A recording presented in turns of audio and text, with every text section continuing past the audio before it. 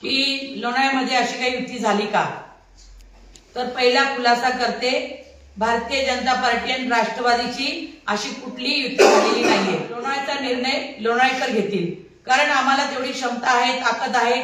आम्ही कोणाच्या इथे ढवळाढवळ करत नाही आणि आम्ही निर्णय घेतलेला आहे एकजुटीने, एकमताने, कार्यकर्त्यांच्या विचाराने की आपण स्वतंत्र स्वबळावर लढणार। हा पहिल्यापासून आमचा नारा होता।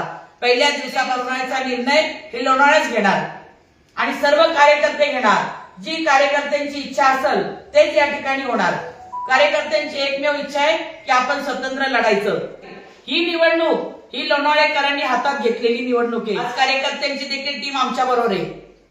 सर्व एवढंच मी आव्हान करेन या निमित्ताने सर्व लोणावळेकरांना की आज जे उमेदवार दिलेले त्यांना निवडून द्या। फोन लावला, दिनेश वेगळेंची पण आमची चर्चा झाली, तर ते बोलले असा कोणताही निर्णय झालेला नाही, हे आमदार चुकीची दिशाभूल करतात।